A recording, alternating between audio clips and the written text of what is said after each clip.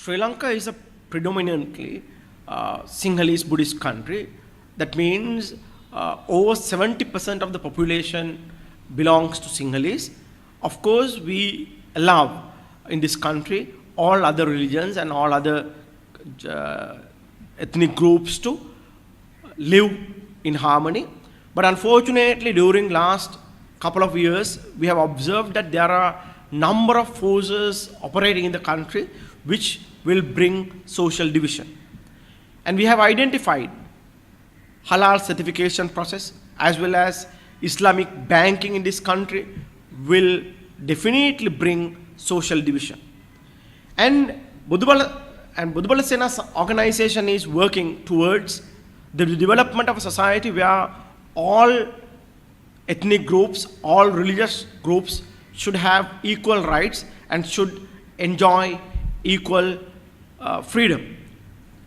But unfortunately, the way how Sharia banking introduced, we have some doubts about it, because in 2005, the Banking Act of this country was amended. But in that amendment, they never talk about religious-based banking, they never talk about Sharia banking, they never talk about Islam or halal banking. But today in this country, they promote so-called Islamic banking or halal banking or Sharia compliance banking. So we feel that they are using the opportunities within the Banking Act in order to promote this religious-based banking system.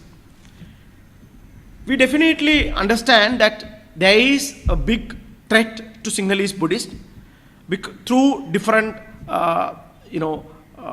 sources, and one is through Islamization. And according to this Islamic banking concept, it is clearly specified by the Islamic Finance Country Report produced by KPMG in 2012, and that document clearly says, has announced that it will enter alternative banking service sector under Islamic Sharia law. Now, we have a problem. How we can introduce a banking system governed by Sharia law or under Sharia law, where Sharia law is not part of the legal system of this country. And they say that they have established Sharia compliant funds, and they say that they have Sharia compliant insurance units. When Sharia law is not a part of the legal system of this country, how we can have Sharia banking or Sharia compliant funding or Sharia compliant insurance schemes? Now, we have a serious issue when Sharia legal system is not interpreted by the law, how a country can operate Sharia banking or Sharia insurance or Sharia funding in this country. At the same time, we observe that this is another step in order to establish Sharia law gradually in this country. So therefore, we are criticizing this move as a move which will bring divisions between different ethnic groups and religious groups on this country. And the other point is that according to traditional banking system, interest is allowed. But according to this system of Sharia banking, interests are not allowed. Now, there will be an issue within the banking system of promoting traditional banking versus Islamic banking. Now, if you look at this particular report, this report particularly says, if you can look at this report, a key facet of the Sharia is the prohibition of socially and morally harmful investment activities. According to this, there are practices which are harmful to the society, and they are harmful investment activities. So what they are talking about in this document, they are talking about traditional banking practices as socially and morally harmful investment activities. Not only that, in this particular document, if you refer to page 33, they are talking about against traditional banking system. It says, what we have recently witnessed is that the conventional financial system is not best suited to address the needs of humanity and the well-being of the society. So that they clearly condemn the traditional banking system. Now we should request the government, the parliament, and the banking officials how we can operate in a country with this type of dual approaches. At the same time, we would like to request parliamentarians and policymakers whether they have debated, whether they have enough discussed about Sharia banking or Islam banking in respective places. Actually, this Islamic banking or Sharia banking, halal banking was introduced into this country without having proper social discourse. And at the same time, there is a big danger that it will pose a big threat to existing structures of this country. And according to these practices, they say that we need to re-examine and update most of the systems. Now, for example, they say that the tax system, our tax law only recognizes conventional interest-based banking.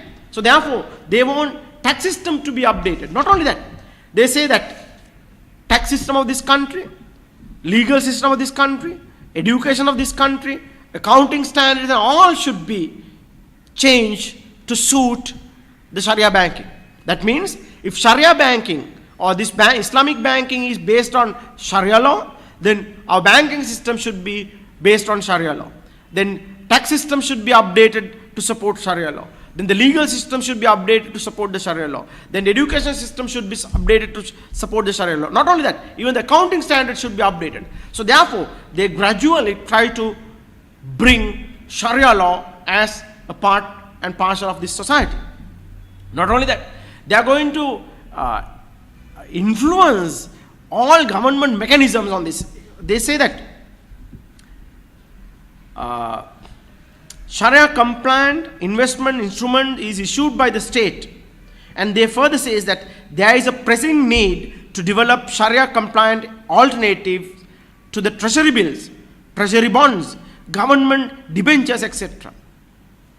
The regulators and the state should examine the alternative investment instruments. So that means they want to have complete change of this system. And we have a serious issue because 90% of the population are not Muslims.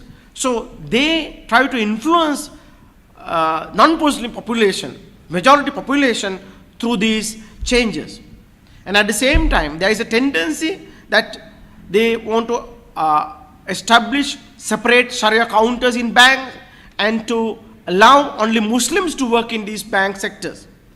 And not only that, because according to this document, it says that they try to attract more Buddhists, and through promotion of Sharia banking, they try to promote not only interest-free banking, but they try to promote their religious activities as well. And we have a lot of evidence from various documents from US.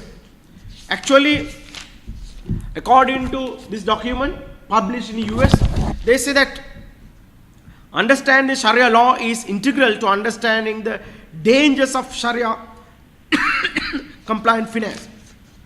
And they say that national security and financial risk, Islamists are attempting to impose Sharia compliant finance on Western institutions. So therefore, the same threat is available to Sri Lanka.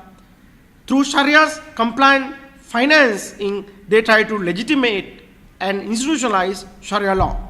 At the same time, they talk about legal risk and terror financing mechanism.